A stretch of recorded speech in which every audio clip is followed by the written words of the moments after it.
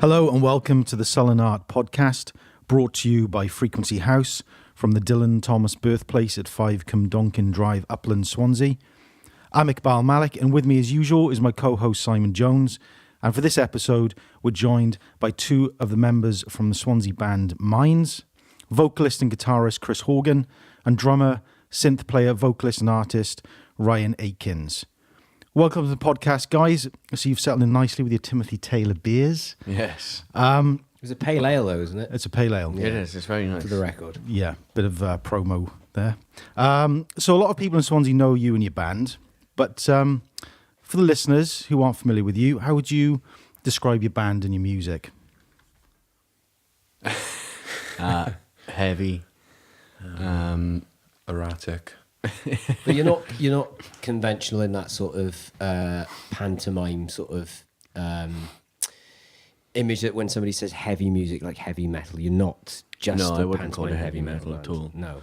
So it's heavy in the sense that you take lots of different influences which aren't necessarily drawn from sort of the pool of heavy metal and hard rock. There's lots of other things. Yeah, I mean, it's loud, heavy, distorted guitars, but I wouldn't say it's metal. We don't have any stereotypical metal. People say metal to me, I picture like maybe like Slayer, Iron Maiden, all that kind of stuff. But Pantera and all that. Pantera, yeah, which I like all those. But no, it's, heavy is more than just metal, isn't it? I mean, you can have just an acoustic guitar and just a voice and be heavy, you know, like some stuff like Hank Williams did and Johnny Cash and all those. It's heavier than, well, for me, it's heavier than anything, like probably, certainly modern day metal anyway. How frustrating is that, obviously, coming into contact with other musicians on the scene and, say, some people who aren't initiated without sort of sounding condescending to constantly come up against this buffer of people saying to you, oh, do you like Iron Maiden or this sort of thing? Does that get quite frustrating? I just tell them no. Yeah, it's just, I find that people get surprised at what influences me into the music. I mean, I'm a big lover of classical music. But I mean, without sort of now going into the whole sort of, I'm trying to get away from being conventional, talking about heavy metal music and metal as a whole. But you know, the arrangement with a lot of the heavier sort of post-rock stuff is classical. And I would refer you to talking about when Metallica had Cliff Burton in the band. I mean, it was well documented. He was, you know, someone I don't say practiced, but he had a knowledge of the way classical music was structured. He understood it. So, I mean, I can understand that totally. With the heavier pieces of music, they do form into movements as opposed to simple theatrical. Verse. Yes. Yeah. You know, not just verse, chorus, verse.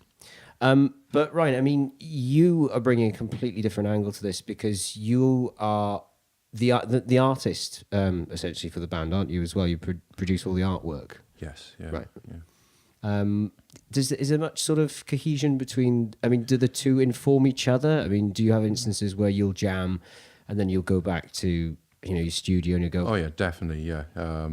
For example, we've just made 3 new tracks recently, which has inspired me to create the new album covers that will be coming. Album. Yeah, second album cover. Yeah, to me it does shout out what we play.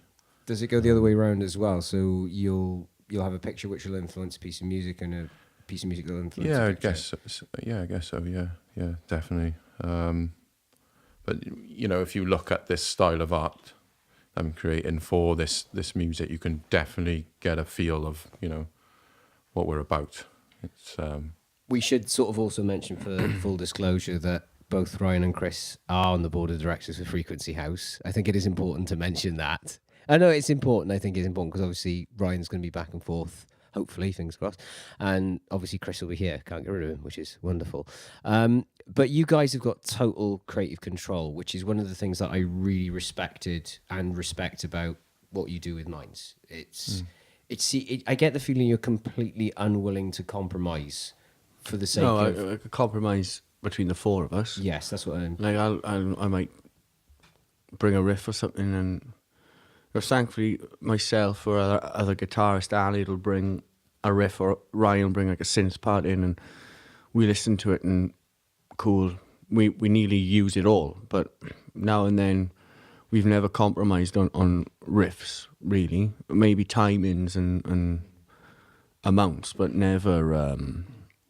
We never know. I don't think we've ever gone, I don't like that riff. I was sort of more referring to compromising on your artistic integrity in terms of... Oh, no, we'll do what we want. Yes, We'll exactly. do what we want. I mean, if it's like a crushing riff, heavy, loud, distorted, or it's minimalistic, almost nothing, just synth-based, then as long as it sounds right and it feels right. And I think what we've learned, certainly me, and since Minds is what it is now with the four of us, like, we don't overthink things. No. It's like, oh, that sounds good. And a lot of it comes from jamming. Like, I can come up with, like, a pre-made riff, turn up, I've got this riff, but a lot of the times it's just, let's sound check the levels before we jam, or we've written a song. Yeah. It's literally like that. And yeah, I think as soon as you start compromising, then you're not true to yourself. You've got to do what you want to do. And I mean, that's what happened before. Our old drummer wanted to go maybe more metal, a bit more heavy, a bit more down the sludgier metal tones like Crowbar. And I'm a massive fan of Crowbar, but I've done that before and I didn't want to do it. So he left it. And for me, I mean, that's when Ryan and Lloyd came on board, and it's worked out best. It's the most enjoyable band I've been in. Yeah, period. Yeah. So where does the creative process take place for you guys then? Because for me as a writer, as a poet, it's completely solo endeavor, isn't it? Right. So obviously I get influenced by people I talk to or situations, etc. But as a band, I mean, you're saying that you will jam a lot. You will get your sort of riffs that occur naturally as part of that jamming process, I'm guessing. Yeah. Is that where you tend to write, is actually jamming in Soundhaven or wherever it is you guys are? Yeah. I mean, we myself and Ali have brought riffs, and Ryan's brought synth parts before, which have been pre-made, like in the house, picking up, just jamming there. But then again, it's jamming from that. Just jam on my own in the house on a guitar, come up with something and bring it to the guys. Yeah. I'm like, well, this is what I've got. And 9.5, maybe 9 3/4 of the time out of 10, they're like, cool. And it just works. Yeah. It just works. And like, again, sometimes though, you talk about the jamming bit, we could like, we're all set up ready to go, and it's just check levels and we just start playing anything.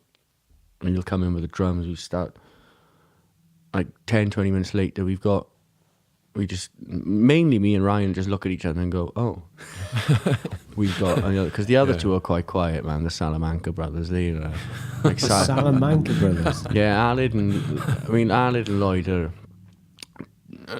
dear brothers, and they're good boys, but you won't get much out of them. They assess and they go, and you've seen Breaking Bad, the twins in there, they don't say anything. That's right, they're the Salamanca brothers, man. They don't say much, but sit and nod. They're a pair of assassins, the pair of them, man, with riffs and low end, and it's cool. We should apologise also, there was a bit of a low-end rumble of a bike out the back there. We are still recording week 2 in the Dylan Thomas Birthplace, so you are going to have a little bit of peripheral sound from outside, which just adds to it, I think, in a way. But this creative process is interesting because I find when I'm jamming with a band, and I don't know if I can speak for Iqbal, a question perhaps all three of you, because you're an important part of this from like a lyricist's point of view almost, if you're do you feel like you zone out ever? Because I feel like I zone out sometimes if I'm really, you like you said, In 10 what way minutes, zone well, out? 10 minutes has gone, 20 minutes has gone, and say Ryan has come in with one phrase and you've just gone, okay.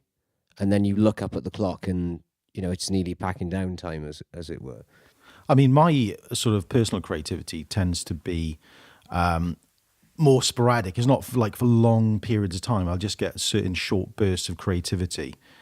Just quite interesting looking at you guys and just, kind of being part of or kind of around musicians and seeing how you guys do it, because for me it's completely different. I mean, I can come up with something just walking in the park or walking to work or just, Now, we had a chat with Chris last week in prep for this interview podcast, and Chris actually mentioned something. He says you came up with some of your best riffs like walking back from town at like 3 a.m, wasn't it? Or something along those lines? It's sometimes riffs, mainly lyrics round then.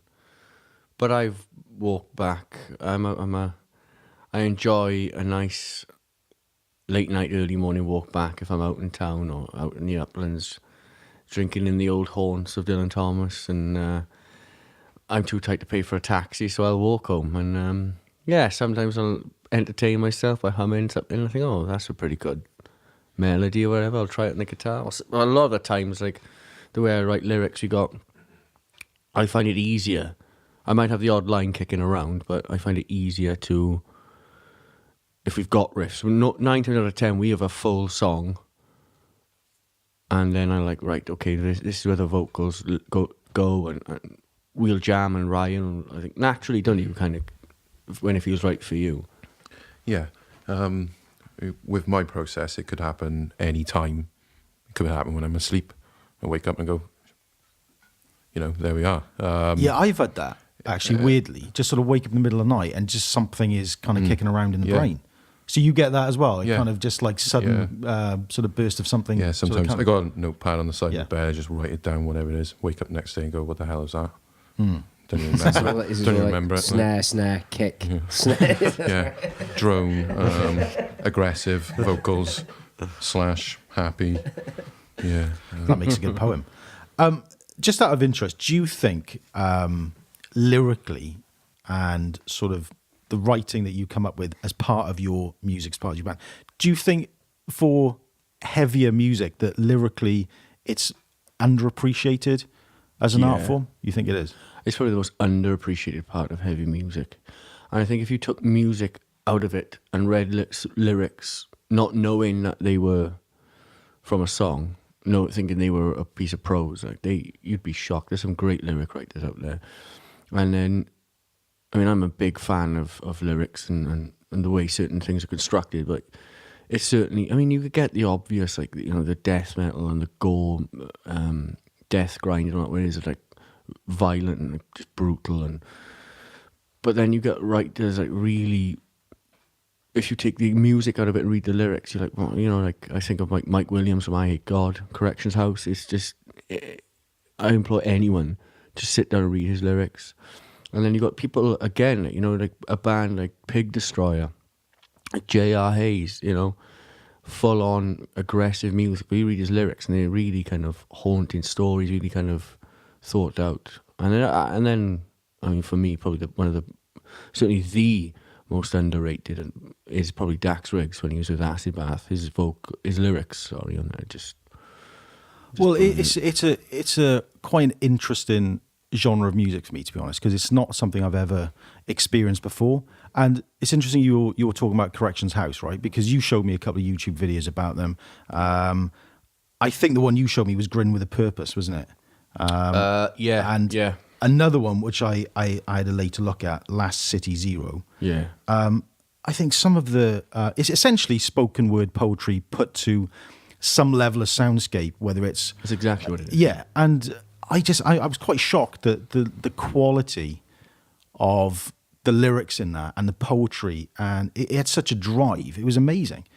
But yeah, I don't know. So it's just an observation, really, that it almost seems that quality, that lyrical quality, the spoken word quality, the music quality gets lost amongst whatever it is. But were you intimidated by that sort of genre before you got into it? So like obviously you've known Chris and I and Ryan for like a shorter period than you've been alive, right? So heavy music, what was your sort of like angle on it when you... Wow, that's a good question. I think it comes down to what your influences are, isn't it? From earlier on, I reckon. So for me, I was quite easily... I'd quite easily get into bands like The Doors or CCR, or even, slightly... kind of mellower than that, than like Cash or Beach Boys or something like that, where it's easier to follow the lyrics. Yeah, but what you were saying, right, about the aggressive side of things, that was definitely a kind of off-putting thing. Did you just don't have that sort of? You almost got like a safety catch in you when it comes to that sort of thing. 'Cause it's just interesting for me. Sorry to sort of take the interview in a strange sort of angle, but it's just interesting for me because the first time I ever heard anything that was heavy, so to speak, it was metal, but it was just like really, you can get that angry, and it's you can get that forceful, and I find it really I think cathartic. it's how you interpret the anger though, because like it can be heavy and aggressive. Like we've got really sparse mellow bits where it's kind of trippy and clean and kind of and there are lyrics on it. And for me, like I think our clean bits, when especially like Ryan's with the synth and there's no distortion and stuff. I mean, that's far more intimidating than because it makes you feel uneasy. Well, I have been to 2 of your gigs, haven't I? One was in the Bunkhouse, one was Creature Sound. Yeah. And the first one, which I saw you guys performing at, was in the Bunkhouse. And I got to be honest, I bought a pint, I stood by the bar, and I thought, right, I really don't know what to expect from this.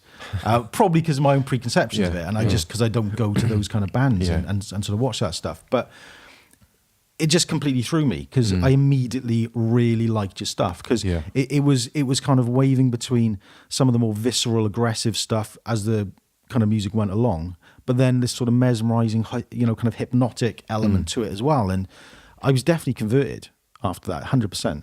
Well, you came back. I did come back. Yeah. No, thanks. But is that kind of combination of the more visceral stuff with the kind of more soundscapey, mesmerizing stuff, is that deliberate? You guys coming together? Do you find that naturally in the recording studio? I would say it's quite a natural process with us. We come from very similar backgrounds in music and tastes. It's whenever it feels right. Yeah, I really find that the contrast between this at Mines and say any other heavy band is that we do give people a sense of security with clean parts, and then we hit them with something heavy. It's keeping people on their toes, keeping us on our toes.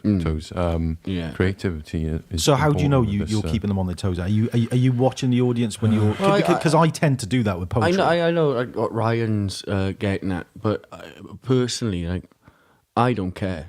I don't care whether people are on their toes or not. I do this for me, and the boys in the band. As long as we're enjoying it, I'm not like.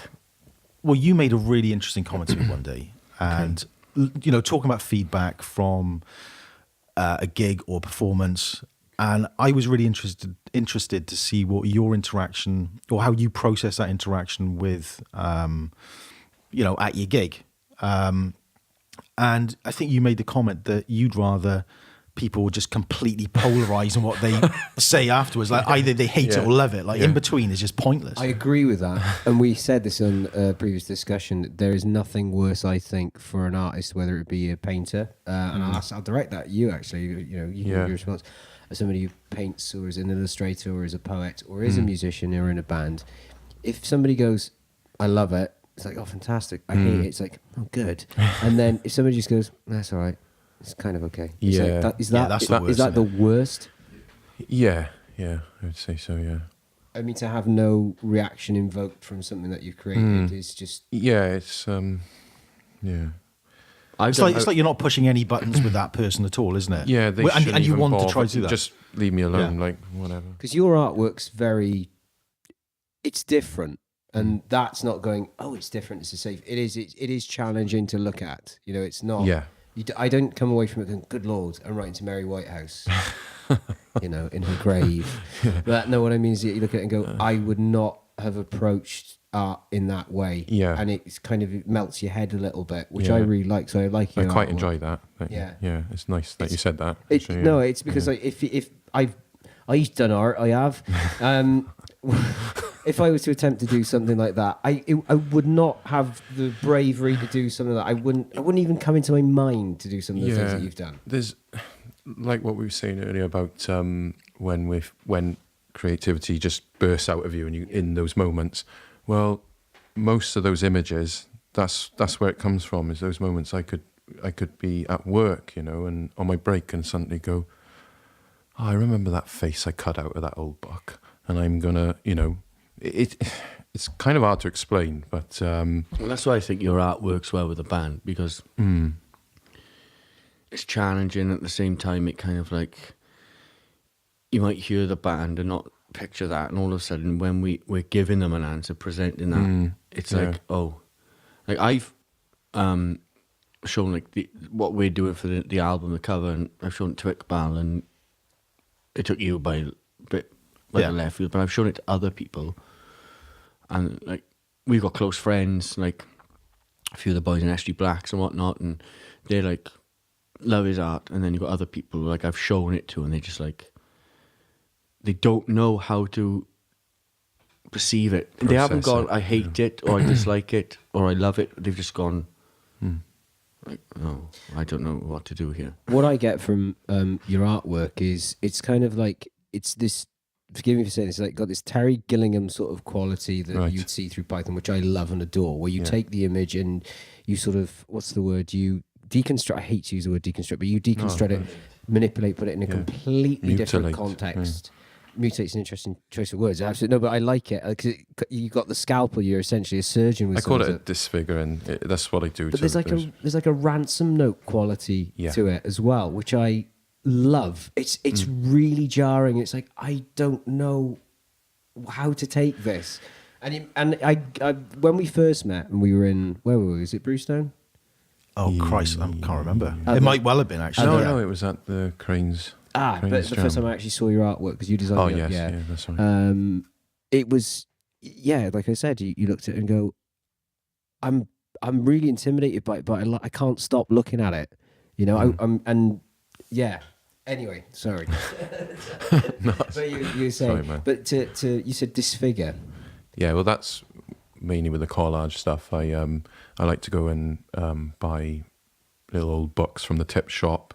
You know, anything like from like 1920s up, anything, you know, and I'll just, some books I don't even take anything from. I'll look through it and go, no, yes. Rip it out. And sometimes I put it in my pocket and walk around the house and go on with my day. I'll pull it out and I'll go, yep, that goes with that, that goes with that, cut that out. It just happens. It's a feeling. It is not really for a direct purpose, you know, if you know what I'm saying. It's Dude, you've got to dig deep for some of the stuff you come out with. It's not just you go, what I've done is I went like that. No, it's not. Fish. It's not just that. You know, it does run deep. Yeah. It runs dark too. He's done one, and I think it was just a case of I don't know. The story was, it was like, I think it was a black streak, and I showed this to a girl that in work today, actually. I said, what do you see in this picture? She went to the bottom right and she went, there's a bird there. What? No, it's not. I looked up and I saw a skull, and I remember you telling me the picture. You kind of just went like that, like whoosh, across a piece of card with a roller. That's the printing I do. And then you showed me, and I thought, I know how your mind works. It's probably like similar to what you actually did. But there was definitely like an outline of a skull or something. But I showed this girl in work today, and she could see a bird, and I was like, what? Yeah. But then you said it was just the process. It's funny. It is the process that the printing I do, because I do screen printing and I do lino printing, relief printing, or any sort of printing. But a lot of the work I've been doing recently in the past couple of years has been, the foundation is based, the background is based on just instant hand rolling on like old Ilford paper, Ilford photography paper, different surfaces, different types of paper, and I got this sort of process. Sometimes it doesn't work out, but sometimes I'll do a roll and straight away I see something in it and I use it. But it's kind of funny you say that, Chris, because like a lot of people I know, I give little prints to, and they all have this thing of like, oh, I see this and I see that, and I go, it's great. Like that's what I want people to do, but also I'm a bit like, actually, you don't really know what I'm seeing in it. Showing the painting I was on about. Is that? That's the one I was just talking Brian? about. Right. I got to look at that. That is. Oh, that one with Dude. that one. Right. I mean, right. I immediately see loads of stuff. That's. I could tell you what that is, I see there, right in the middle, a skull, and there is where the lady in question saw a bird looking that way, and she pointed it out. I was like, oh my god. And this other thing, but go on. I mean, that is I need to have a look that at is a Is anyone stark gonna be that is a close to stark what I stark image. That's And what I want for the and artwork of. That's amazing, man. That's what I want for the artwork That for my one thing. I rolled out, right? Go on. I remember that day. I rolled that one out, and straight away, it was the most instant. Yeah, I remember you telling me this. It's like an evil shroud of Turin. Yeah, Right. Evil shroud of yeah, Turin. yeah, I definitely. was hoping Proud someone That's would get a bit perfectly closer summed up, actually. than that. But what I see, if you pass here, right, is when I rolled it a couple of times. I was like, this, and I was like, no way. What I see here, right, is like a ruined building of some sort. There's a doorway here, and in the doorway Jesus, yes. there is It's like Magic Eye. there is a Yes, woman. you know what I mean? There is a woman there, Oh my God. wrapped by who I should say maybe Satan, right there peering over the corner, and that is like all bushes and surroundings deteriorating the building, and there they are together. Is there a cross there that's almost been destroyed as well? Look, there's a cross. in the Yeah, background. yeah, you can see that there. But that's what I saw straight That away. is and that mad. one has I'd been never with me seen for a that, but long no- time. No, And that, is that no, just at you've- random? Yeah, that came out. Now that you've just shown me that, see them, they're just like kind of, and they're in there together. I'm intrigued That by should the be the thumbnail Satan for bit the as podcast. well. Steve's Actually, already but from the cover for the third. I can definitely see the woman in that. I can see the woman in that. And the face, the other face is like kind of look. I see what you're saying. Yeah, I the see what you're nose saying. is Yeah. just on the Yeah. cusp of the. Yeah. the So I'll tell you what it reminds let me tell me you of. something. You sent me. I seen that in the 12th of July, 2016. was it? Yeah. 12th it of was. July, 2016, and I've seen it for that long, pretty much. And on the 16th of May, 2019, 3 years give or take later, you've pointed out what you saw, and now that's all I can see. Yeah, they're just there. I can't. I've never seen the woman's face, but the guy behind looks like he has some sort of like mask, almost like a Zorro mask, doesn't it? Oh, what's missing from that? Is across his eyes. If it just said There's one full of Lines. hell T-shirt design. It reminds me of that where- is mad. Do you know the one where it's the I love guy your in the shit, man. coffin? The guy in the coffin what underneath. t-shirt, sorry? There's a full of hell T-shirt. Yeah, where there's yeah. written the coffin Yeah, under I like know. that, and it's Yeah. is it what are they called? It they did when they did There was- Paradise Lost. Sorry, Dante's Inferno. Yeah. There was a series of these sort of T-shirt. prints from the 16th century, and they're Right. done. Are they done And on they use- lithograph or something like that? yeah, I think. They're yeah, actually yeah. they're carved. That's what I get from it. It's like Yeah, it's a that's- bad you've car got like that, gone yeah, wrong. yeah. It's fucking creepy, but I like I it am because going it to be makes me getting scared. those. A lot of these as prints for sale, like soon. I think that. I mean, it's Yeah. amazing. So what's the That's the amazing. address? for How do people get in touch with you to do your? at the moment it or would commission or be whatever. my Instagram, but apart from I do have something starting this year, another project. It's called a Cultus Lux, which will be art installations, light boxes, prints. So that it's I'm in all the market been for one of in them. the process. It's happening now, setting up the Etsy accounts and everything, and yeah, that's pretty much it with that. Well, I'm definitely in the market for one of the light boxes, mate. Yeah. How do you yeah, get? yeah. How do you start doing that though? I know how, but They're all been designed and all the groundwork's been done. I just got hopefully some spare time in a few months now to get on the build of them and get the Yeah. prototypes out. But So what's they're all planned out. just out of interest, right? Yeah. For the design of those light boxes.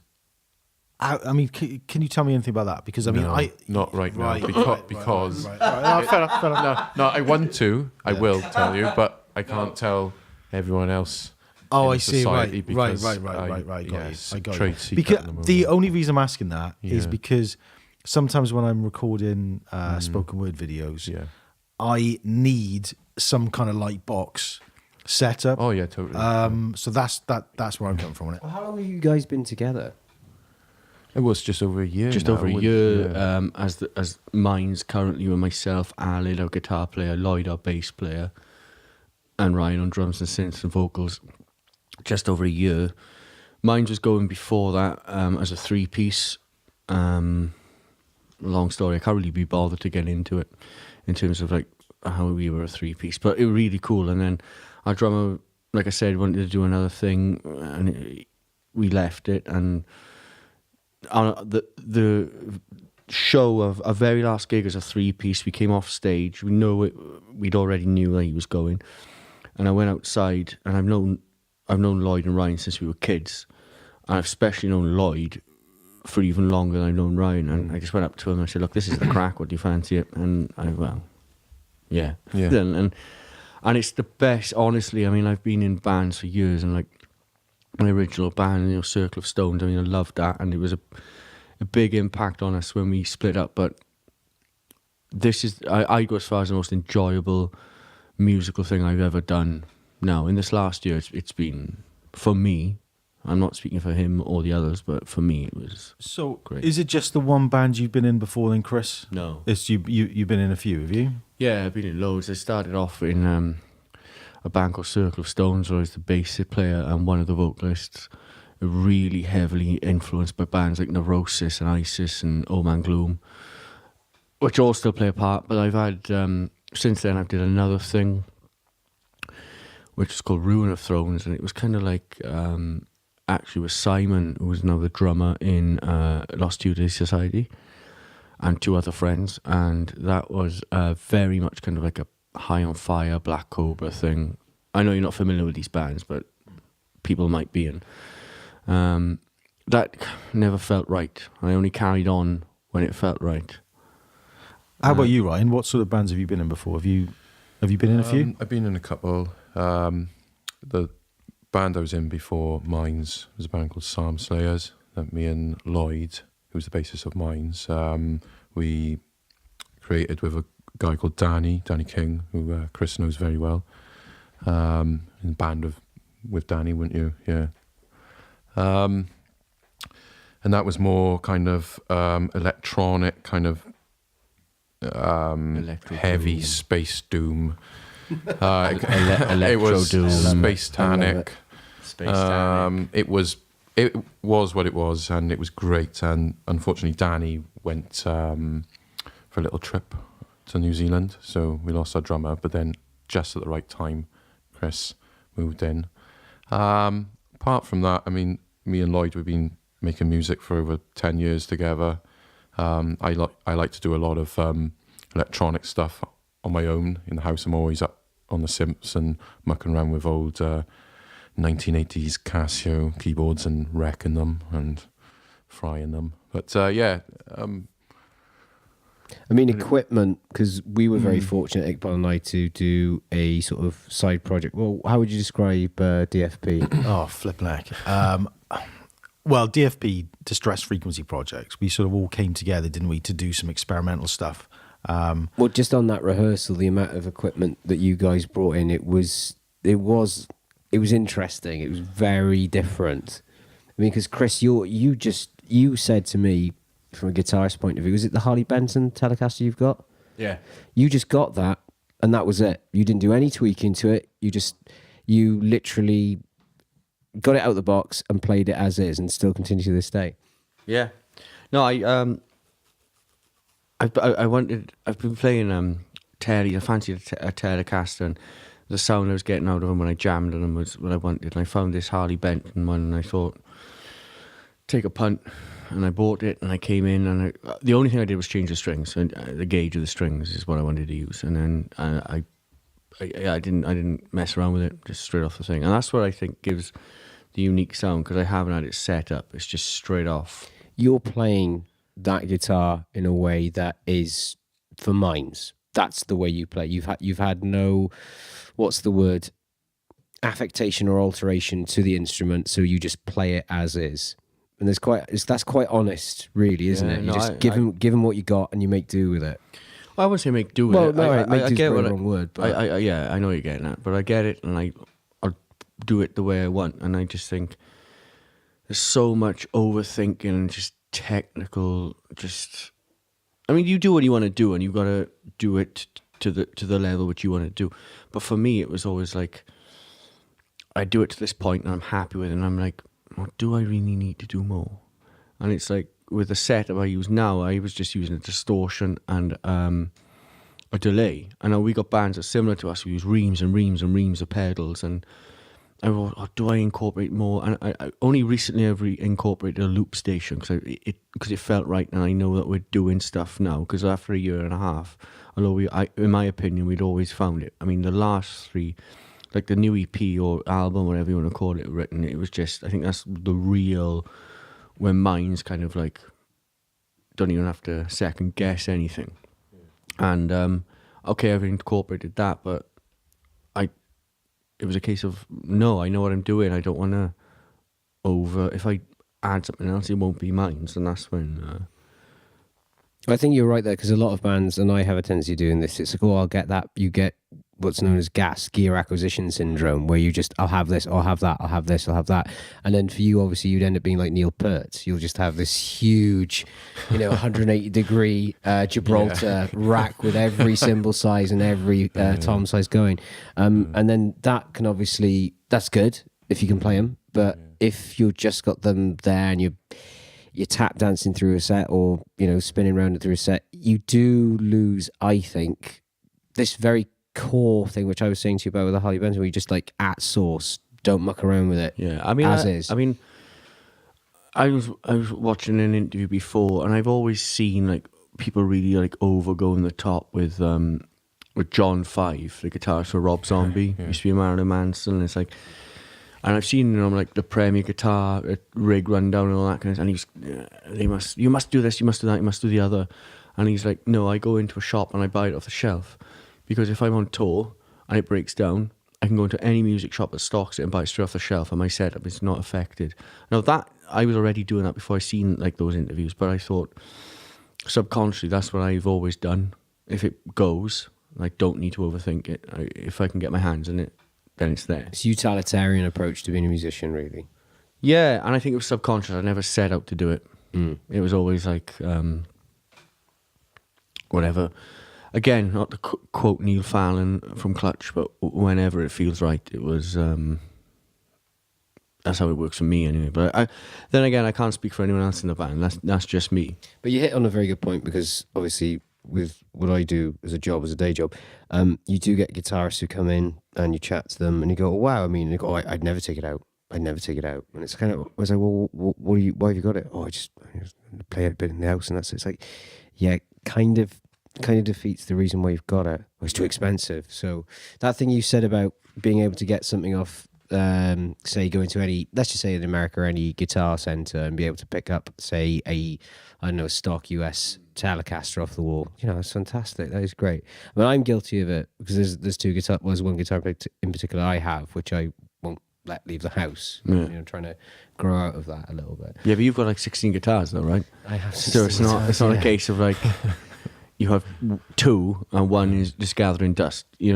But there are people who are like will spend thousands and like don't look at it, and it's, well, what's the point? These guitars are being made to be played. They're not there to be gathering dust, which is something that you do quite a lot though, isn't it? Yeah, no, yeah. Oh, here we go. Yeah. Here we go. I have been guilty of going into the shop and picking up some guitars when I'm not really that very good at it. But I just like tinkering. It's just like, it's just another thing to be creative about. You're all right on the guitar. You undersell yourself. I think your problem is you've just not had something that's been comfortable for you to play on, right? That's what it is, because, no offence, the Westfield, when it was brought to me, I could park a bus under it, under the string that's height. true. And even Chris said it was a little bit, come on, Eric, but that's no discrepancy. Super 500s on that, mate. Come on. Well, I mean, but it's turned out to be a lovely guitar now. And everybody remarks. Well, I played it back in the shop after you'd. Apparently, some people are very keen on it. Huh? Some people are very keen on it, from what I've heard. Well, absolutely. They got good taste. No, it's a good point. I mean, I don't know a lot about guitars, but I just use music for me just as another outlet, just to be creative. But that's the same as me, though. I mean, I play guitar, and I'd never claim to be as technical minded as someone like Simon, for example. No, I'm not. But I know what I like, and I know what I want to use. So. Yeah, but I mean, I said this to you last week. I would have killed to have been in a band with you. Well, I'm not just saying that, but I would have. Why is that then? We should probably mention this. There should be. We'll make available a link to a video that we shot as the DFP project in Cranes just before it shut down last summer, and you can pick up on it in the video. The interplay between you two, from a guitarist point of view, that's very rare. You know, you can come into a band. me and Ryan. Yeah, the interplay. So I was incredibly nervous in amongst the maelstrom of it, because I was like, these guys are feeding off each other. They get the cues right, okay. And as a guitarist in a band, you're looking for the cues. You know, you feel with it, almost like a blues connection, as it were, without sounding pretentious. The amount of bands I've been in, where you turn up and you have some crazy whittler. You know, when I mean whittler, it's shorthand for like every note, every scale, and it just doesn't work. And it's the most frustrating thing in the world. But that's what I'm sort of saying. You just walked into that and it's like, wow, these guys it's like planets hitting each other. It's Well, that's a amazing. strange thing, because I clocked that. And I I've not been, around bands in that way at all. But, seeing the interaction, like you were saying, and then trying to fit in with it. But I was looking for direction. So, like, when Chris was doing stuff, he was actively looking to... sort of time, certain things during that jam. But you don't know how rare that is. I mean, don't want to sound condescending. Chris and Ryan will know how rare that is, because there must be countless guitarists or bass players they've auditioned over the years in different bands. And you go, the guy or gal seems fine. They come in and it's just a noodle fest. And they don't know where to breathe. They don't know where to stop. They don't know where to, fit in. And I'm thankful though. I've never really had that. I think you have in Sam Says, all right. What's that? When you had a guitarist come in and just like, oh yeah, Satriani, it just wasn't right, I think you just got to feel all right together to create that music. It is rare, yeah. Oh yeah, and I think that's why Minds works, because it's like we'll just jam and we'll just look at each other and be like, change now. Yeah, why not? Yeah. And then if it feels good, and it feels good, and then once the lyrics are there, and I'm like, right, here's X, Y, Z, here's the timings, and then that's when we kind of do it. Just out of interest, though, back to that DFP project we sort of had a brief foray into. How did you guys feel about that? I enjoyed it. I mean, musically, it's something I have done before. That kind of music wasn't rare to me. I mean, I was heavily involved myself. My old guitarist in Circle of Stones and another friend of mine were like the three core members of a project called Science Kills Gods, and that was very influenced by stuff like Sun, Tribes of New Rock, that kind of element, those experimental thing. For me, out of all that, which was new, was working with someone who was doing with you, which was spoken word, vocalist to vocalist. I've never done something with spoken word, which was cool. I thought it was supplying a soundtrack, because like with Minds, we write songs, but with that, it was more like composing soundscapes for the poet, as opposed to Minds for me is the music, and the lyrics come after. I mean, I put effort into them, and I don't sing anything for the sake of it, or write any lyric for the sake of it, but I would rather churn out a really good riff than a really good lyric, but it was good with your spoken word.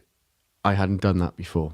Well, I think the sort of stuff I write and that I chose to sort of do with you guys for that, I think the sort of content of the poetry that I had for it probably suited that kind of music anyway. I mean, you can't do sort of gentle lyrical kind of rhymes with it, because it wouldn't really work. It needed to be a little bit raw. You're kind of wrong though, without sort of going to deject, right? If Go on. you were sort of going and going, I'm a happy man, I was in the shed, I was really happy there. It's all about your delivery and context. That actually sounds quite dark. Yeah, I quite like it. It would be horrendous. It would be like really disconcerting. It'd be really jarring. And it depends what came with it.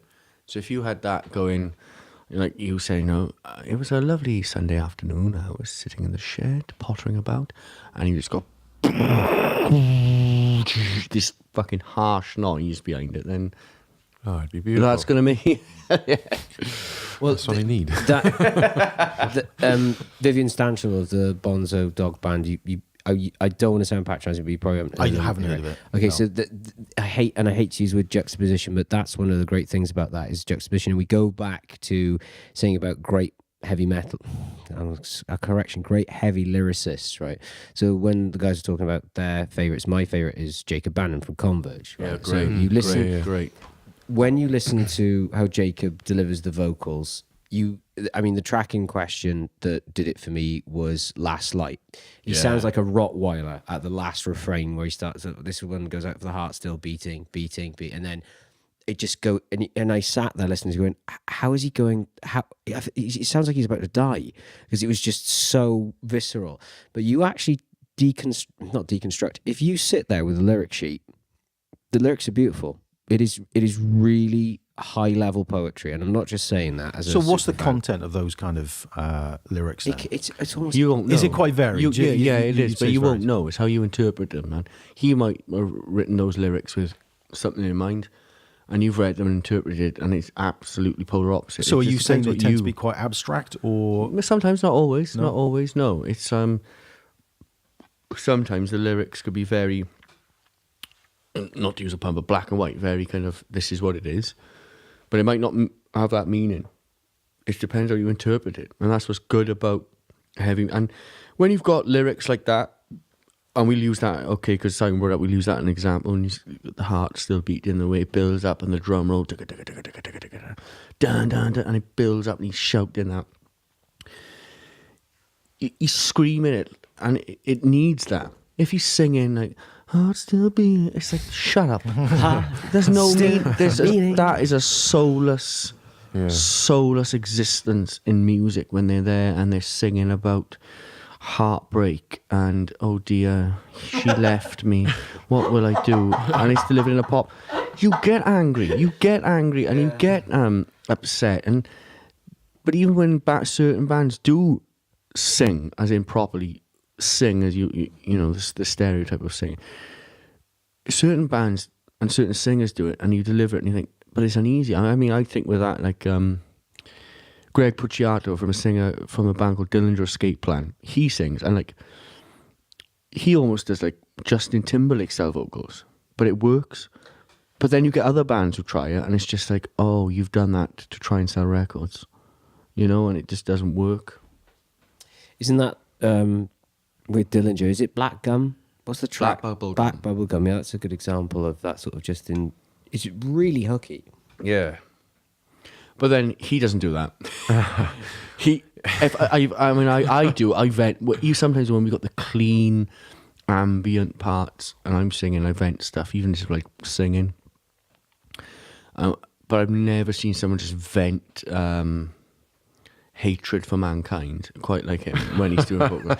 He's smashing the drums, and it just works. But it works. Like, you know? This is how wonderful heavy music is, because like if you, the people can't see Ryan, but Ryan, you're a lovely guy, and don't take that. It's Thank not, you very but much, you are. yeah, I mean, like yeah. if you walk into a room and you met Ryan, you'd think, oh, this guy seems really nice. You know, look after your dog, no You problem get at to all. know him and walk away. Yeah, but you know what I mean. It's like this. You say so the hatred for mankind. Well, it's preconceptions as well, though. Isn't Well, it? no, but obviously, like the term hatred for mankind, somebody's a misanthrope, and you'd be the kind of guy that would run across the road to stop somebody getting a hiding.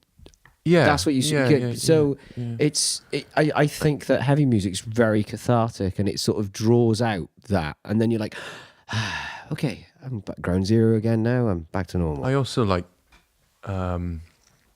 the way people use vocals, like kind of theatrical, kind of atmospheric. I do, like black metal, a lot of black metal bands, it just fills the room and hold out notes, hold out words. I got a thing for that, but then I really appreciate, like Chris's lyrics. He'll write the lyrics for our tracks, and we'll sit together and I will agree because, I'm into the style of what he's saying. It just works. Pretty much on the same page from the word go then. Yeah. When I step in the band, I kind of, the way I do vocals is like that kind of atmospheric, theatrical way, but it works so well with Chris's vocals. It just, Well, that's an interesting tangent to go on, because obviously there'll be people listening to the podcast who know what the term black metal is. An holy black metal.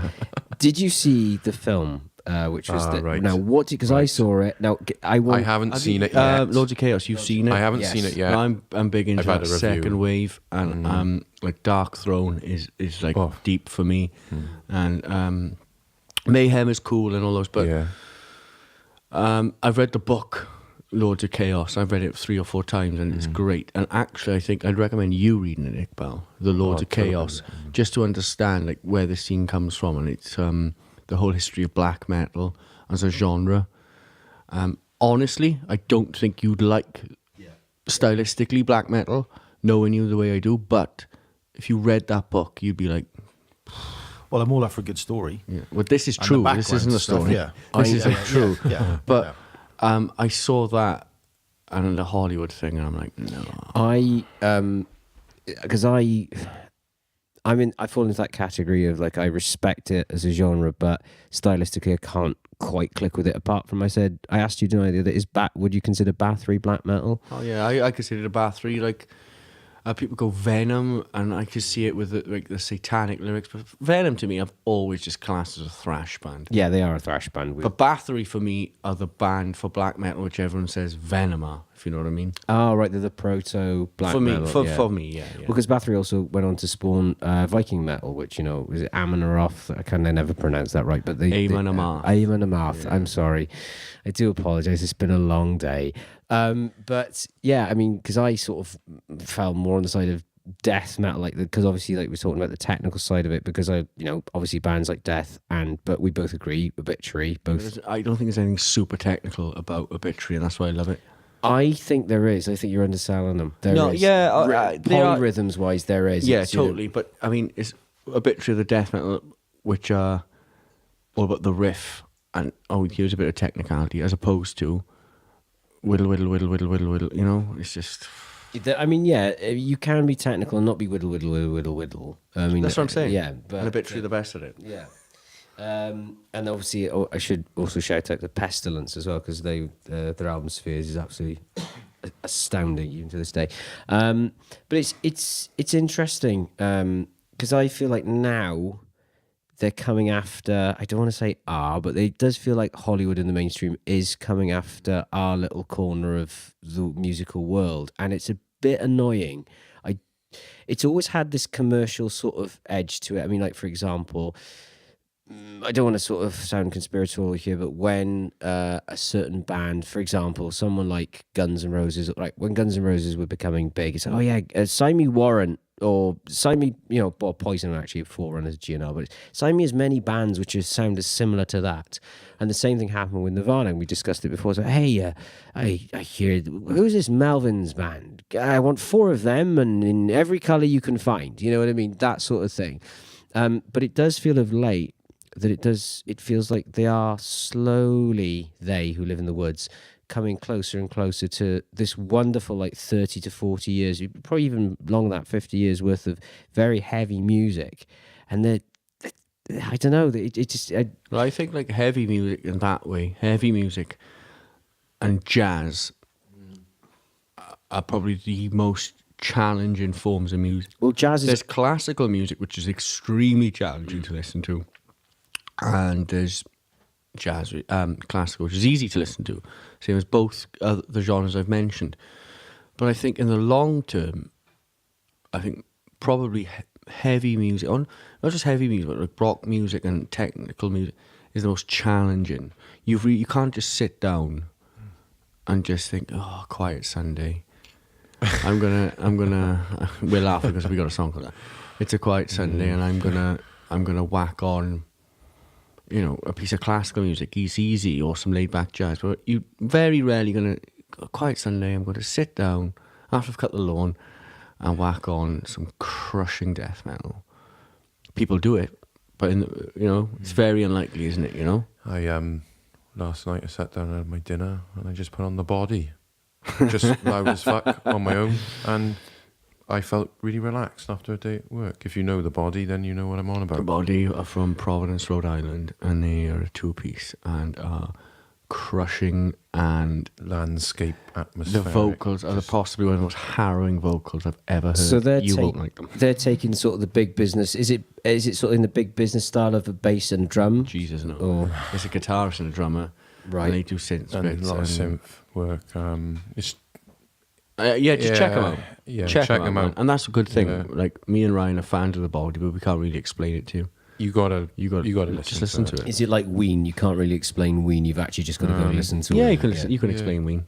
Do you think you can? I don't think you can explain. Yeah, Ween. they're just an overrated rock band. Oh, I disagree. No, I said that to wind you up. Yeah. No, I did say that to wind you up. No, yeah, it is a bit, but like, it's far more challenging than Ween. Yeah. Yeah, I can listen to it any time of the day. Yeah, like Full of Hell. Oh my God! Yeah, Full of Hell. Give that to me on a plate. But I think That's like you had me at. Or you had Dragged me. into Sunlight, which is yeah. give that to me all the time. I haven't heard those guys. Would I like it if I like Full of Hell, or is Yeah. it a bit more? yeah, Yeah, yes. yeah. Just- I'd You need to sit. They're my If you haven't, number you need one, to I'd check say. out Drag. That's two for you listeners. No, it's three. The Body, Dragged into Sunlight, and Dragged into Dragged into Sunlight. Sunlight, and Full of Hell. and Bathory. Yeah. So one of the questions that kind of follows from that for me is the other influences that you've got that you have outside of like the heavy sort of music, because we've talked about a couple of artists and bands and such, and you've mentioned a few jazz musicians. Was one Iranian that you bought the other day in HMV? I can't remember which one that was now. No. Yusuf, they're I think from one London. was Yusuf Kamal. Yusuf Kamal and from Yaz London. Ahmed, I think was Yaz was Ahmed's two. a Bahrain, from Bahrain, I believe. I think she's from Bahrain. But then again, for that, it's like that Middle Eastern influenced jazz. And I think Middle Eastern and that part of the world, the melodies that they get are just great.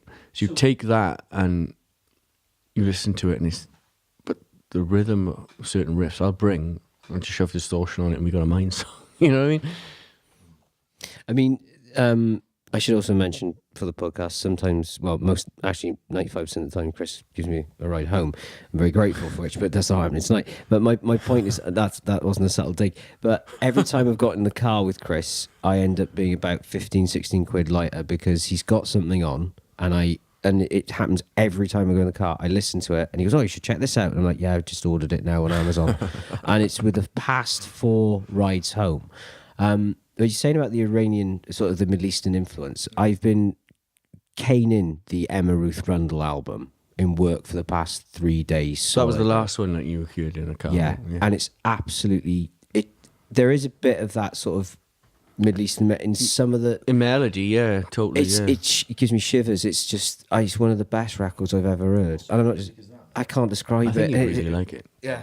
Yeah, I think you would really It's like like Emma. Southern Gothic without trying to pander to be anything. She's not trying to pander to anyone. She's just being herself. You'd Like, certainly love her voice, man. Knowing you like I do, I think you would totally dig that record. it's absolutely haunting, and that's the best way to describe it. But the melodies, like the earworms, they stick in. You can't just put it on once and go, well, I mean, I did, because I was in the car with him. I heard it. I said, oh my God, I can see myself getting into this.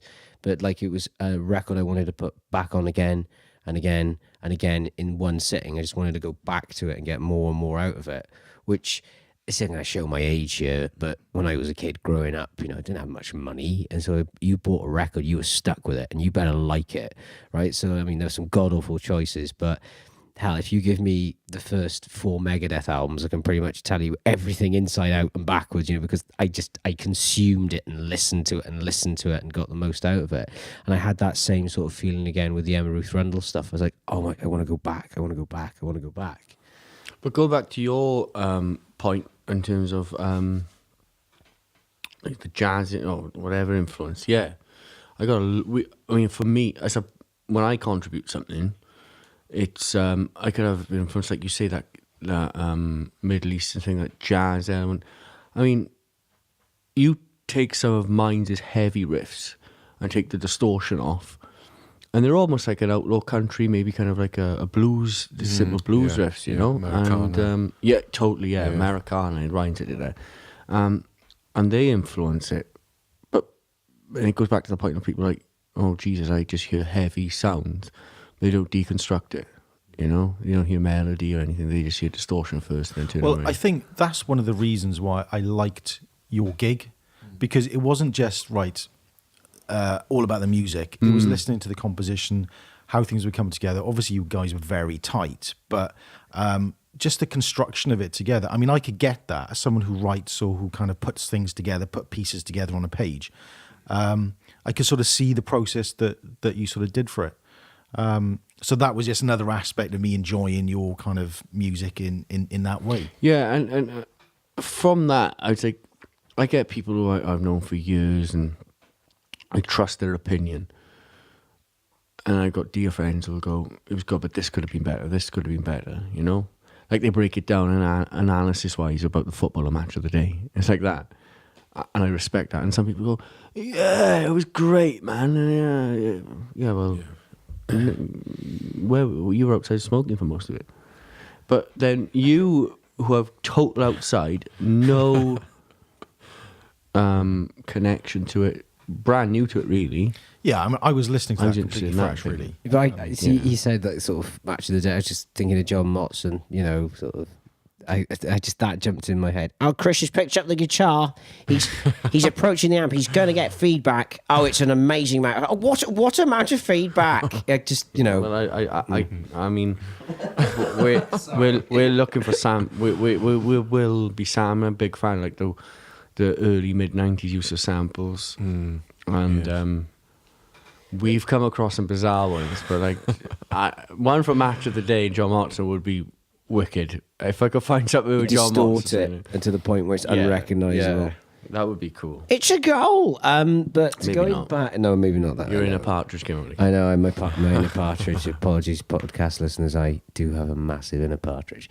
But going back to the American angle of things, we haven't really touched on that because you, Ryan, you grew up in America pretty much. Or have I got that wrong? Yeah. For a couple of years when I was a youngster. Yeah? I'm technically half Texan. I'm not your typical Texan, obviously. Yeah. But no, I mean, so I'm quite fascinated by that because obviously, like you said, the Americana thing. So you have like more of a, I don't want to say you have more of a legitimacy to sort of that sort of style, but it is, you know, it's almost like if you, it's in the water from where you're from because where were you born in Texas? I was born in the UK. Oh, you born in the UK, okay, but you grew up in was it Houston? Or? Nashville. Nashville, Tennessee. okay. That's in Tennessee. Yeah. Right, okay. So geography's terrible. Sorry. Yeah.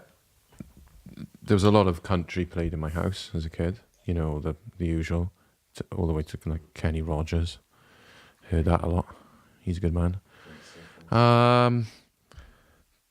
And also as a youngster, I was kind of around the sort of, I was on the Bible Belt, you know. I was made to go to Sunday school for a little bit. But I got this thing about churches, always have to this day. I love the sound, the acoustics of a church. I think that influenced me a lot more, in a sense, than the music my father was playing in the kitchen. Or on Christmas morning, my mother was telling him to turn the hell off. What do you play Christmas morning? A lot of Cash. Oh, really? That's a good Christmas morning. That sounds like praise, a hell of a right? good Christmas. Songs of praise, man. Yeah. I recently, actually, kind of off the subject, but I recently went to a church in Ogmore. And it was open, obviously. I walked in. And I melted a bit. I was like, I walked in and a great look around. This beautiful church, beautiful stonework, everything. And my partner, she goes, "Right, look at that over there." And I went, "Oh, goddamn, there is an organ there, the size of my house." Went over, loads of different knobs and stuff going on there. There was one that said gas, so I went for the gas. And it worked, and I pressed one note, and I tell you what, the feeling I got off that one note was just made my whole month. Did you hit the low end? Oh yeah, of course I did. The lower C. And then I kind of looked at her and went, we should leave now before this gets filthy, because it is going to get filthy. Or maybe I should come back here next weekend with all my pedals and rig this thing up. I didn't know what I was going to say. No, but yeah... Yeah. No, because I'm just interested because obviously it's a very visual thing being an artist. I mean, that should go without saying, unless obviously there are people, obviously somebody's going to say, yes, but there's an artist who's blind. But visually, does the landscape of growing up in somewhere in such as Texas, which is vast, huge, and it's, when you look at the vista, you have just these things slightly in the distance here and there. Does that influence at all? I will admit that the memories from those times aren't so good. I remember a couple of things, being in Nashville and running into the woods and looking at all the, the cannons and all that sort of thing. But most from the Civil War. What do you mean the cannons? Like actual laying cannons just laying there in the woods, just wicked. left there, for people to look at. Wicked. I used to play around with those somehow. No. That is wicked. I would say I've had quite a strange upbringing. I've been all around the world and haven't really kind of had time to ground in a sense. Where's the weirdest place you've been? Swansea. Culturally, without sort of Swansea. Yeah, what's going on? I don't get it. No, expand on that. Do you genuinely mean that, or you mean? I don't want to get into it because it's quite a sore subject. I do have a love for Swansea, obviously, and the Gower and the landscapes. It does influence me a lot, Sometimes I do go for long walks down the coast, or in the woods and that, and I come back and I got so many ideas and I just let it all out. Well, I'm not going to try and speak for you, but I understand, because we discussed it on the first podcast, that what infuriates me about Swansea, and I think we discussed this, is that'll do sort of mentality and nobody wanting to push forward. Yeah, it's all talk and no action. I Thank you. I don't want to get into it because I don't. I think my views on it are maybe quite slightly stern about Swansea. That's cool. If you did, the thing is, with the podcast, is for people to feel comfortable. It's not, you don't want to get into it. Don't get into it.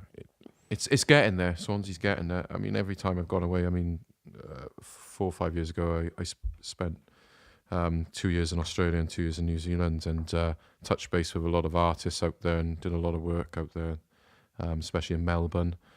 And then when I came back, every time I'd come back, for a month, I'd catch the bus from Heathrow and cross the bridge, and I'd go, "Oh, lovely! Look at it, the land of our fathers." Well, not my father, but a lot of fathers. And we'd get into Newport, and I'll never forget it. I'll never forget it, right? And I just come back from Melbourne. Great. Got to Newport, and I looked out the window, and I was like, I don't want to offend anyone, but I was like, God damn, turn this bus around and take me out of here.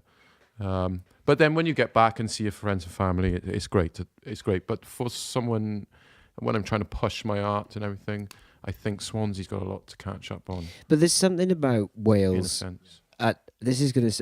Wales is a fluorescent town. It's a fluorescent country. Sorry, I've had a drink. Because I don't know if you've noticed this. When I used to come back in from Bristol or London or wherever, when I was with Phantom Light, when you're driving along just before Fabian Way, and you go in and you get to Port Talbot. Now, we should elaborate, but if somebody's listening to this internationally, Port Talbot, it's had a lot of stuff done to it in terms of heavy industry and whatnot. Watch Blade Runner. Watch the Blade Runner. Screenshots of that. But you have these huge chimneys and funnels and everything with all these lights and all these huge structures with lights on. So it is very sort of Blade Runner-esque. Exactly, at night. And there's something about Wales, at night with the lights, it looks amazing. It's like strange though, man, because I hate that. I hate all that. And I'd rather be, to quote Clockwork Orange, in proper country dark. I'd rather be that. But yet our guitar player, Alid, grew up just outside Ammanford, or in Ammanford, pretty much a country kind of town. He loves it. Well, he loves driving past Port Talbot. He loves these bright lights. I'm with him on that, because it's you drive, and there's the slip road that is it the slip road? I'm going to get this wrong, so I don't drive. But that road that comes in onto Fabian Way from Port Talbot, that's stunning at night. It's like, oh my, this is great. Yeah. But the reality of it is it's not as beautiful in the daytime. So that's why I sort of think it's more like a fluorescent sort of fluorescent country to live in. And the smell. But I And the think- explosions. I think it's quite interesting about your experience, your feelings about Swansea, right? I mean, they might not be positive. They might be quite negative. both. Yeah. But, for me, in a creative process, I find that tension helps me create something, even when it's like I intensely dislike something.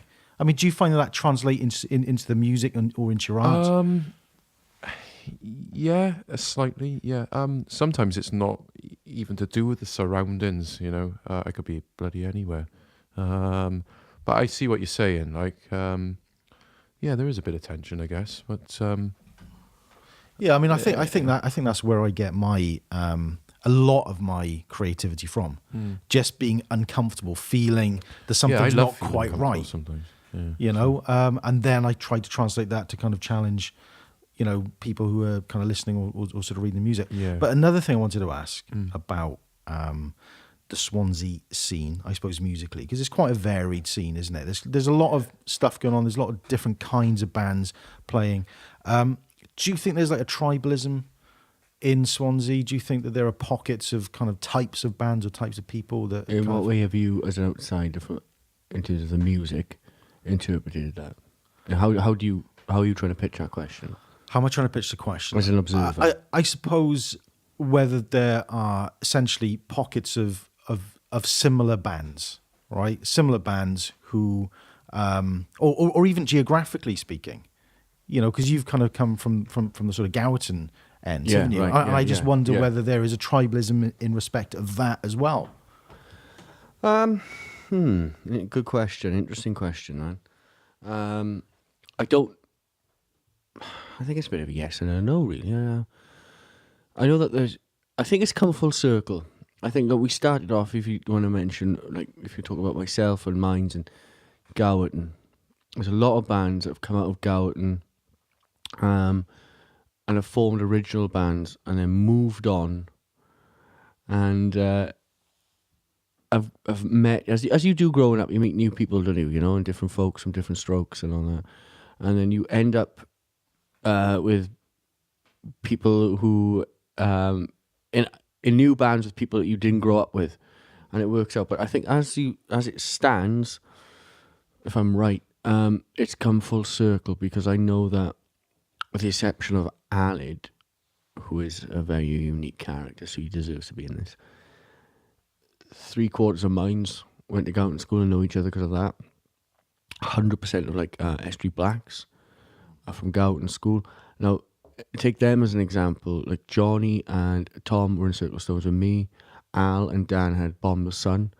And when both those bands split up, they went on to form different bands with people who didn't go to Gowerton School, for example, who connected and they did that.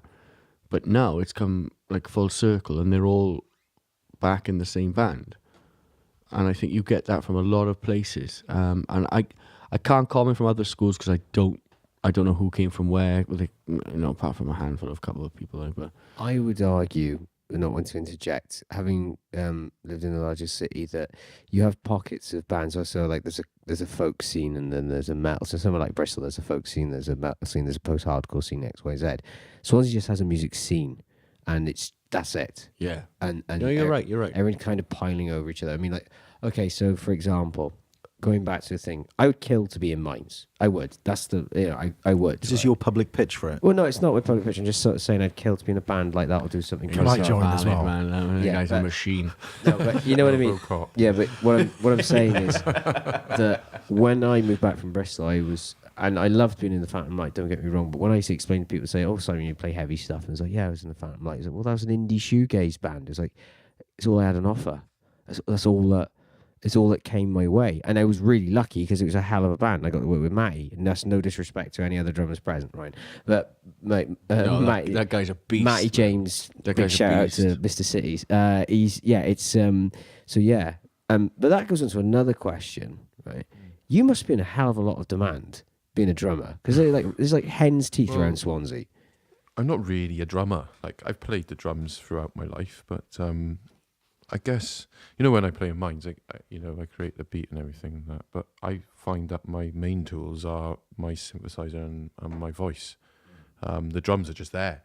if you look at what I'm playing, the drum setup I got, it's all random as hell, you know. So you got like a real hodgepodge of a kit, have you? Just like It's just all botched together, bits and bobs, you know. But Like, that's what like Dale Crover did. I'm just gonna leave it at that. yeah, that's fine. But Yeah. no, I was just sort of like, just there. I sit 'cause there that- and just like beat it up, like. that's the biggest, like, to sort of explain to sort of Iqbal, it's like that's the biggest thing when it comes to band is drummer. You are absolutely, well, you're not absolutely, if you've got half a mind to be able to program drums or use a pad, you could probably get away with it, or a looper, you could do it. But I don't have that mind. I can shred and that's it. I can't do drums at all. And it's I'm frustrated. I'm the most frustrated drummer you'll ever meet because I wanted to drum all my life and I can't do it. I couldn't carry a beat, you know, if you put it in a paper bag and sellotape to my forehead. I couldn't do it. I've tried and I can't do it. I think like he puts himself down because, or certainly underplays it because he's the drummer in mind. So I wouldn't have him doing it if I didn't think he was capable. And when I write a riff and I jam a riff, especially, I mean, at this point when this goes out or whatever, you wouldn't have heard it yet, but one of our new songs, the riff itself is very percussive. And when I was doing it, it was like, I had the drums in mind, and I thought, well, let's just jam it, and we jammed it.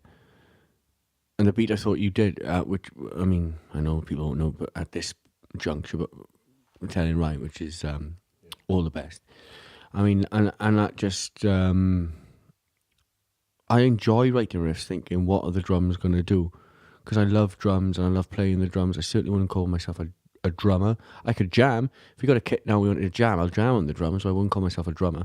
But I enjoy, and I think, and to be brutally honest, as I always am, I think what Ryan's weakness is that he doesn't realise, like, what he does. You don't kind of, or maybe not, but appreciate that you can do like killer beats. Yeah, I can, you know, I know that I can, you know, hold a beat in that, but it's like, it's sort of like, I don't know, I just give the beats, you know, I don't really overthink it in a sense. I do a lot of simple beats, but saying that, I've got all this other stuff going on at the same time. I'm molding like it to one. really envious of that because it's if that was like, if I could just secure that as a musician, like the beats element, I'd be like, I could just do it in my house, but I can't. So I'm just like, I'll have a metronome on Pro Tools just going tick, tick, tick, tick, like chicka chicka chicka. Yeah, this is amazing. So yeah, I've always been really highly respectful of anyone who can drum because I simply can't do it, and not jazz, but totally like, dude, I'm in total admiration of anyone who can drum. But yeah, I mean, how long are we looking now before this mind's darkness descends upon us? What's the time frame here with What this? do you mean? Well, album release. Album release. Yeah. Well, this interview is being recorded on the 16th of May, 2019. We're going into the studio on the 33rd. No, 31st. 31st. 31st, yeah. 31st of May. We're going to spend a weekend like doing it. I personally think the songs we're going to do, we're so tight on it, I think it won't be an issue to get it all done then. Except we should maybe tweak in some extra synth or samples, vocals, whatever. I think it'll be out. Well, it's definitely going to be out before 2019. Yeah, summer, maybe end of the summer, because like obviously we've now signed with Frequency House, and I think Frequency House have gone over us and put out a little thing saying it's coming in 2019. But yeah. So I'm looking forward. I'm super chuffed to work with Frequency House, and we're gonna put it out by that. And obviously, the thing of Frequency House is putting out good art. So we're gonna try and get Ryan stuff commissioned and put out as well. So, yeah, but Ryan stuff. We should also mention Ryan designed the logo for Frequency House, or FH. But this is an interesting thing because you were saying about the artwork, you just came up with a thing and you went, that's it. right? Yeah, he sends me stuff all the time, and it's like I saw that and I was like, well, there we are, that's the cover. Ryan came up with one didn't we? Sort of said, here's an idea, and Ryan was like, oh, here's an idea, and we all just went, that's it. Yeah, that was immediate. We sat down and it's like, what kind of logo can we have for Frequency House? And he opened his scrapbook, little notepad or whatever, and the cover opened, it was that. I went, oh, there we are, pint. And it was as easy as that. And but again, it kind of ties in with like the minds thing. It's like, oh, just don't overthink it. Once you start overthinking it, you start doing yourself over, and you just. I mean, it's like, I think, and we've had this conversation, Iqbal, where you kind of like written a poem or a line or whatever, and you like overthink it, and you're just like, oh.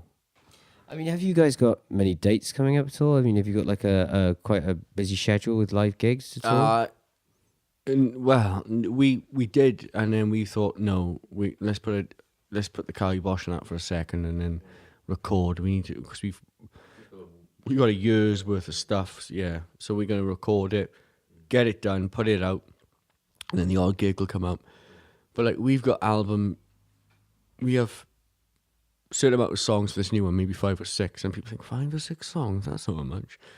You try playing 7-minute, 8-minute songs and try to push it to 10, and then see where you are, fools.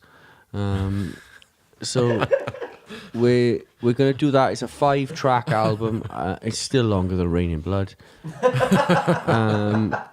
And for what you don't know, Rain in Blood's the most popular Slayer album. It's only 26 minutes or now. But it's longer than Rain in Blood. And then we have already have another 3 songs for what we're going to do the second album, possibly 4 if we put another song which is called what's it called? A Quiet Sunday. If we put that on it, that is going to take it to 4, and again with the 3 songs it's still longer than Rain in Blood. But we I think we're going to do that, and we got our first 2 albums like this ready to go to record, and then we, after those 2 are recorded, those songs, I think we have another 4, maybe 5 other songs which are still sitting about doing. We're riff writing machines, man. I mean, we were talking earlier about, you mentioned ISIS, i.e. the band ISIS, not the terrorist organisation, unfortunately. The original ISIS. The original ISIS. But that for me, I mean, we're talking about influences. You did say they're an influence. I don't know about you. It's obviously they're a direct influence. Yeah, but we talked before you weren't the biggest fan of everything, but there was quite a few. I mean, you liked Wavering Radiant the last. I love everything ISIS did from when they started up to Oceanic. I found In Fiction was like, not In Fiction. What's the one with that? Panopticon. I found that was like a spare B-sides album of Oceanic. But saying that, and then everything up to Wavering Radiant. But saying that, a spare B-sides album by ISIS is what most bands would actually crawl over broken glass to do, in my opinion. And I still think they want to. I mean, have you ever heard Jacob? Have I talked to you about those guys from music? Yeah. Are you a fan? We went to see him live. I went to see him live in Cardiff. Dude, it's pretty good stuff. I like them. They're very particular. I think there's 3 or 4 albums, and that's it. Yeah, that's it. They're very kind of landscape. Like, when I listen to them, it just reminds me of landscapes and journey music. You know, because there's no vocals in it. Well, there's a couple of bits here and there. It's kind of. It's a bit. It's. I think its closest cousin would be Godspeed. But those moments of Godspeed when it's frenetic, once it's built up and it's also moving. I would say a bit of Red Sparrows in there. Russian Circles, maybe. Yeah, it's very good stuff. I haven't listened to much of it recently, but yeah. I mean, I'm chuffed that you know Jacob, because that's really a band that I think should have far more praise. Yeah, I didn't expect them to be in Cardiff, coming from New Zealand, and there was a band on before. I won't name the band, but that kind of ruined it for me and my friend Lloyd, or Lloyd from Mines. But yeah, it was great to see them live. Definitely worth checking them out.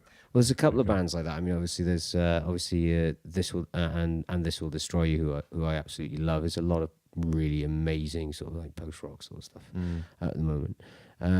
But yeah, it's interesting where all these sort of genres sort of intersect and whatnot. But here's an interesting thing. One member of the audience at one of your gigs was violently ill, wasn't she? Oh yes. But does anybody want to elaborate on that? Oh, yeah. Yeah, I remember that. Do you want to do it? Well, Because she's going to be on the podcast down the line, Maria. Yeah. oh right. Is that Yeah. So we ended with Quiet Sunday, wasn't it? Yeah, Yeah. which ends in And it was in Crowley's, and well, if you need to anyone- explain the ending of the song. Oh, the ending of the song. I think it's beautiful. The end of the song. I think The it's ending of the great. song, which ends the set, is like I hit this chord, and it rings out. I hit the same note over and over, and Ryan goes to the synth and creates this really mad looping thing, and it's feeding back this high pitch kind of control feedback. And our bass player Lloyd, low end Lloyd, he's just got everything. He's just got every pedal on. Every LED is just flashing. And it's pulsating, and it's bouncing in between speakers, and it's back and forth. And I recite these lyrics at the end, and there's a few lyrics, but the end one I repeat, which kind of sums up mine, is I hope this makes you feel uncomfortable. But she had, I think Maria, and I'll bring this up when I see her, but we did our set, we came off, she goes, I will never forget you, made me sick. That And was I lovely. said, well, it's the best review I've ever had. But I think this the volume, the in Yeah. between, everything just got to her. It might have been tipsy, and she just vomited down there. And I think you so- should include that review on the album. She'd probably say yes. Oh, that's to going to be doing the that. sticker on the cover. Like too heavy for most. Kerrang. This made me sick. Maria Owen. So She's going to be coming on the podcast hopefully very soon, which is going to be cool. It'll be nice. yeah, to we'll chat bring to her. that up with her. But Yeah, I think get the other side, the other perspective of what happened. I'm sure someone else said. I think it was it in the bunker? No, it was in Cardiff. And someone we were listening to. We were watching the footage from the show, and you could hear some lady go, "Please make it stop," and then she just left. And I just thought that was amazing. There was a It piece amazing. that again. You that need to sample ending, that. Someone just goes, "Please make it stop." And then my favourite actually was better than all of that. Was we did a gig. I think it was in Creature Sound. I think in Swansea. We did that ending, and we played with like 3 other bands.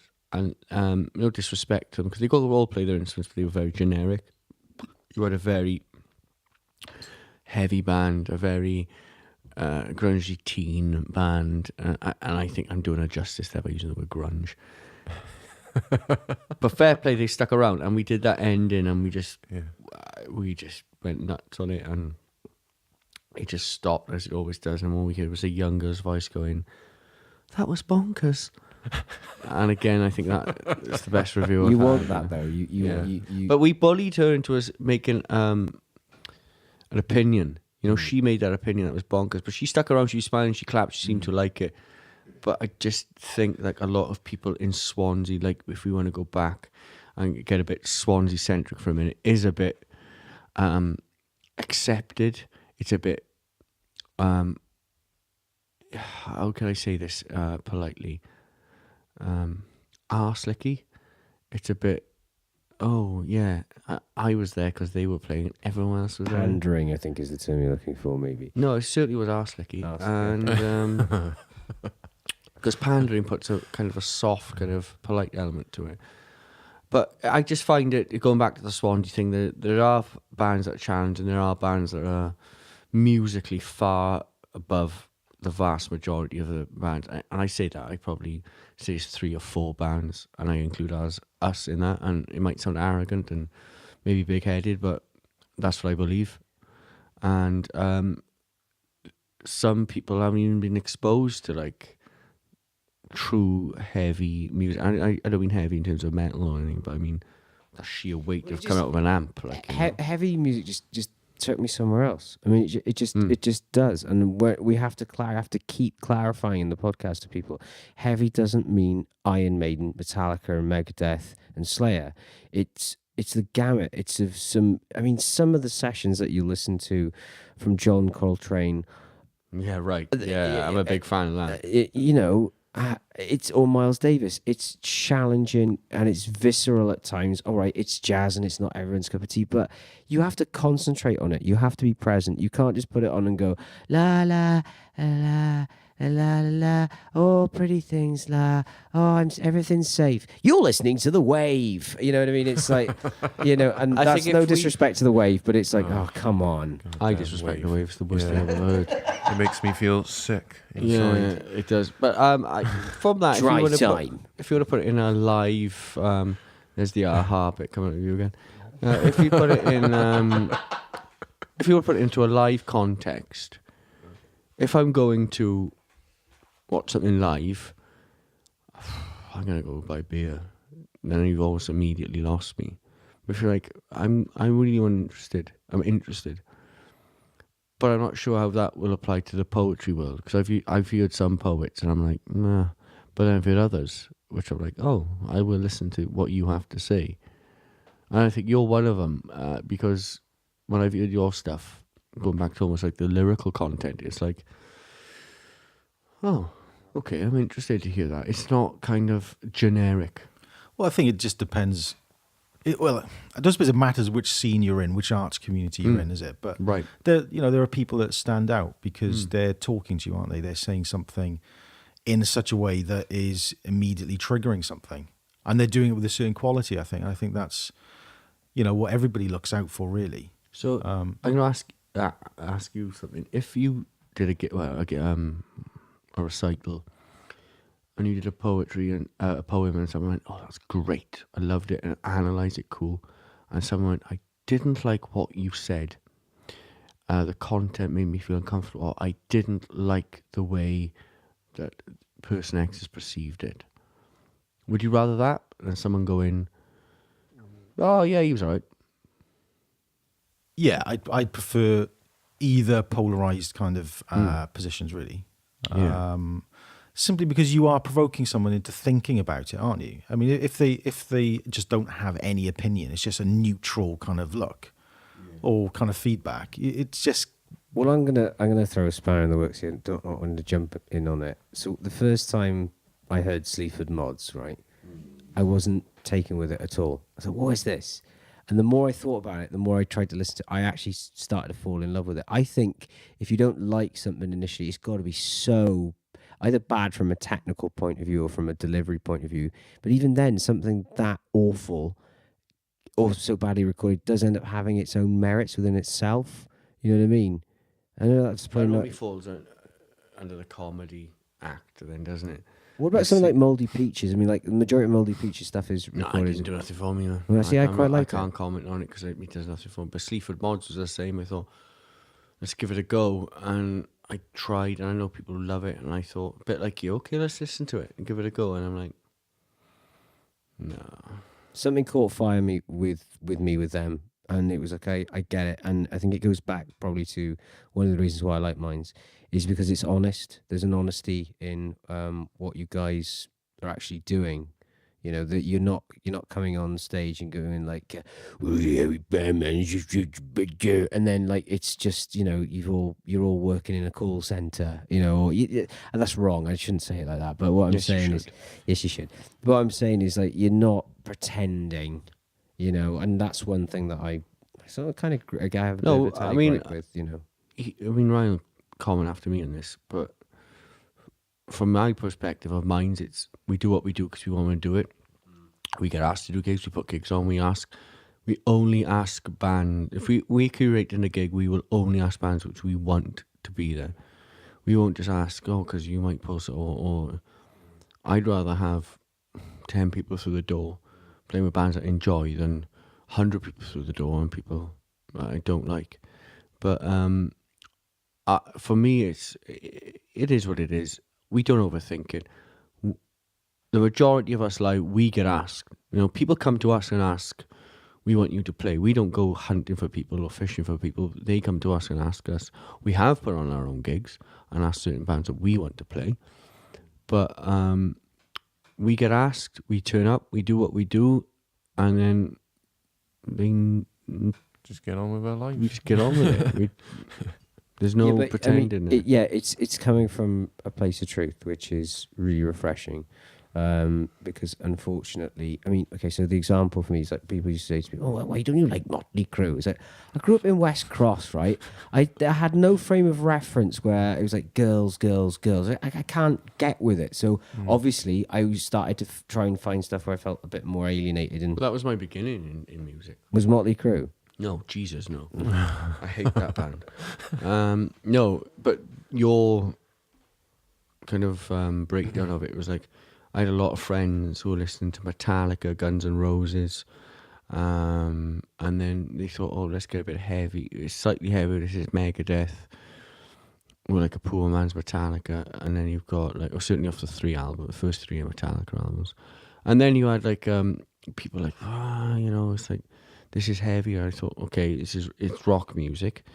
But for me, I remember growing up with my dad listening to like Lynyrd Skynyrd and stuff, and like Simple Man, who distortion-wise is not as heavy as these bands, but emotionally it is.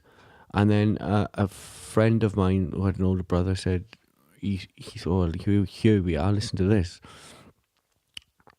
You won't like it. And it changed my world. And he gave me an album called Urban Discipline by the band Biohazard. And I listened to it. I remember listening to it all the way through, going for a pee, coming back, listening to it again.